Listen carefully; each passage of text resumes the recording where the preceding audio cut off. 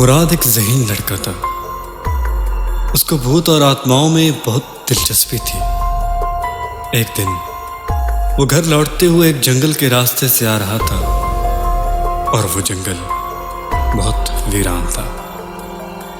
وہاں موجود کھنڈرات دل کو خوف زدہ کر دینے والے تھے، لیکن مراد کو کیا معلوم تھا کہ آج اس کے ساتھ بہت عجیب واقعہ ہونے والا تھا، جس کا وہ تصور بھی نہیں کر سکتا تھا۔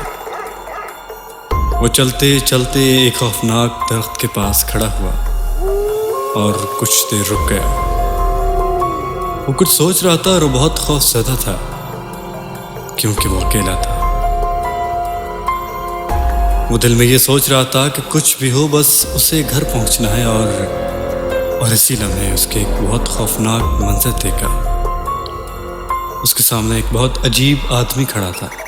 اس پہ جب اس کی نظر پڑی تو وہ حیران رہ گیا، کیونکہ اس کے پاؤں الٹے تھے اور اس کا قد بھی بہت لمبا تھا، جسے دیکھ کر وہ دنگ رہ گیا، اور مراد کا دل خوف سے لرز گیا۔ اسی گھبراہٹ میں اس نے بھاگنا شروع کیا اور جیسے تیسے کر کے اپنے گھر پہنچا۔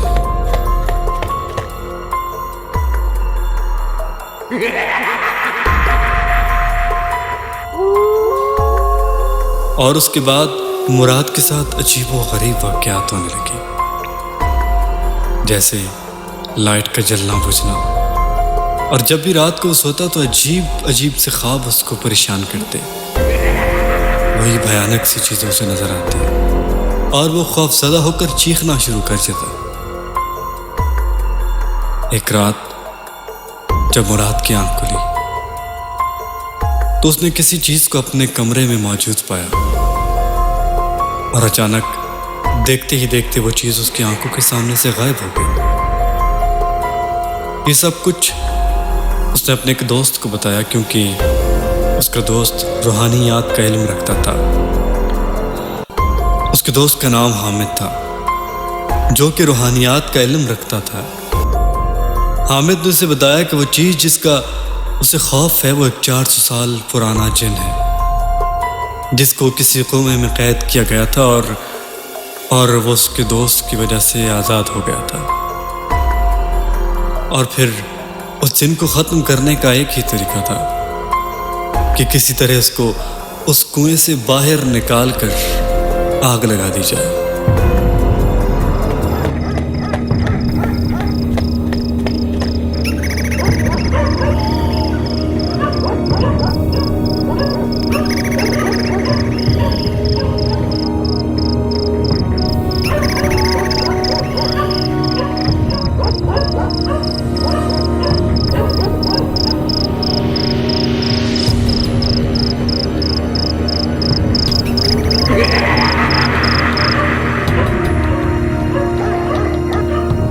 پھر وہ دونوں اس کنویں کے پاس جانے کا فیصلہ کرتے ہیں۔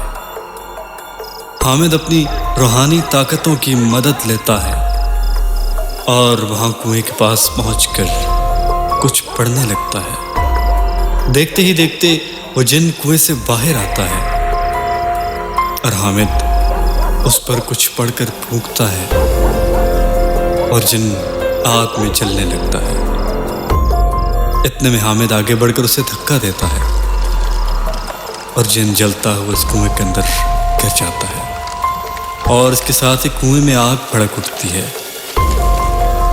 جس سے کنواں جل کر سیاہ ہو جاتا ہے، اور اس کنویں میں گرا ہوا جن جل کر راکھ ہو جاتا ہے، اور وہ دو دوست کامیاب ہو جاتے ہیں۔ اور اس طرح حامد مراد کو سائے سے آزاد کر لیتا ہے۔